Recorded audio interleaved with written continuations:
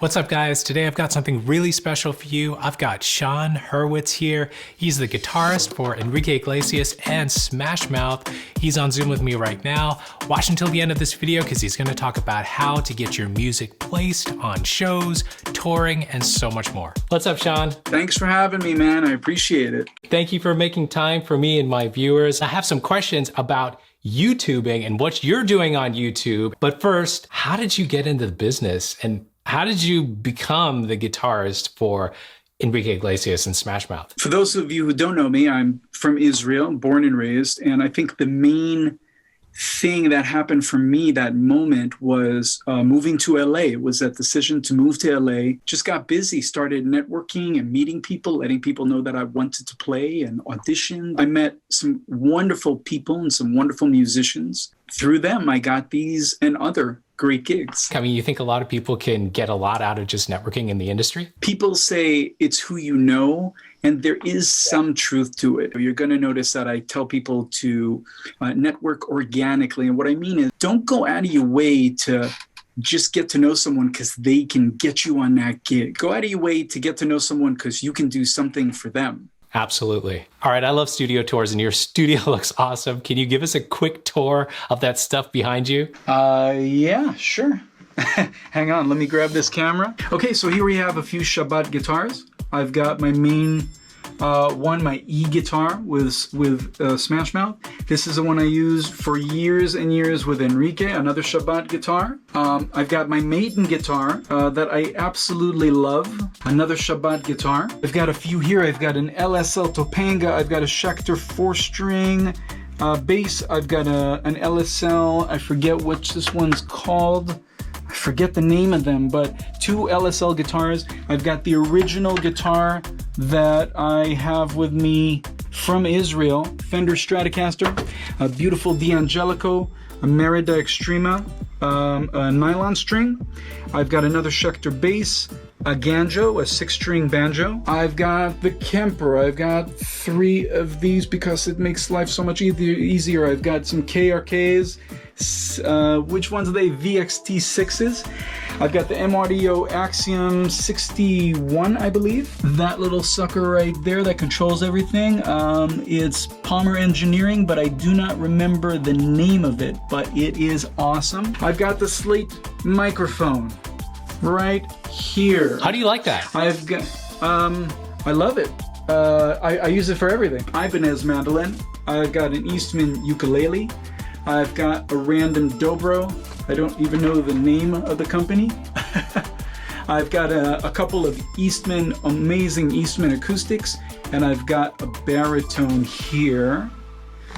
And I think that's it for the most part. What gear do you love and use the most? Are we talking about in the studio? In the studio, yeah, let's start with the studio. The thing that I use the most is actually, you can see it in the background, that thing, the Kemper Profiler. I use it all the time, man. It is an amazing piece of gear, incredible. It basically profiles your amplifier and anyone's amplifier. You put a mic, you don't have to, you can get other people's profiles. You can actually go onto Kemper's site and onto their software and just download all these different profiles of the Shiva with a different microphone and the Goldfinger with a microphone, like all these, and Fender amps from the 60s that someone profiled. It's an amazing tool, as well as having a bunch of different incredible effects. So that's definitely the tool I use the most in the studio. I knew that you would have some extremely, extremely cool gear, but for maybe the home studio guitarist, what would you think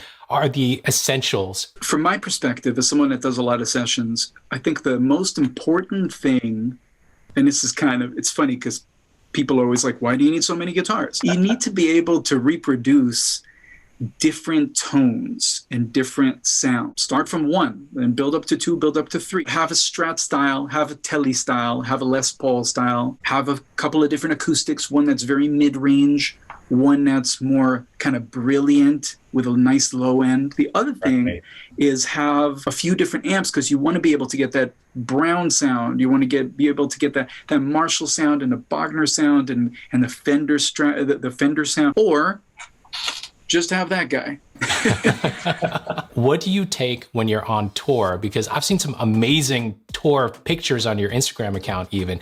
What do you take with you? You can't possibly be taking all those guitars and all those pedals and stuff, or do you? So right now, I've had many different pedal boards and guitar setups throughout time, but right now with Smash Mouth, I use two main guitars. I use my two Shabbat Lions. My black one is in E, is tuned to E, and then my red one is tuned to E flat, because we have songs in E and we have songs in E flat. As far as the pedal board, I have a Lely AB switcher. My main rig there, the most important thing on the board, is the Fractal Audio AX8, and it basically does the exact same thing that the Kemper does, just in the form of a pedal board, and it's a little different. I love them both. I use the Kemper in the studio. I use the Fractal AX8 live. I used it for years when I was playing with Enrique when we were touring, and now with Smash Mouth, I got rid of all the pedals, most of the pedals, and I brought that in as well because it's such a great unit. You actually record songs in your home studio too. Do you ever use effects? Like what DAW do you use? Do you use any plug-in effects? I grew up with Cubase. That's what people used in Israel. It was just, that was it. So I know it intimately. Do you use like guitar effects plugins or amp simulators in your computer? Quite frankly, no. I use IK Multimedia stuff, a lot of Waves stuff, H delay. I like some Synoxis compressors. But for the most part, when it comes to guitars, I end up just using that Kemper, man. You've actually had some of your original music placed on popular shows. How did that happen? How can maybe one of my viewers maybe aspire to that and make some music and actually pitch it to some of these shows? So I really think that networking is the key to everything. And again, network organically. Do things for other people, bring value. So whether you're a keyboardist trying to get into bands, or whether you're a writer trying to write with other people or get your stuff in TV and film, let people know that's what you're looking to do. Get yourself an audition as a keyboardist into the bands. They'll start recommending you. Get yourself into a writing session with this person and that person. I work a lot by myself now in the studio, as I assume many of you do. And I think the best way to get out there is through the internet. There are a lot of music libraries. Just go to Google, look up music libraries. Maybe check out one of my videos. I think I talk about contracts.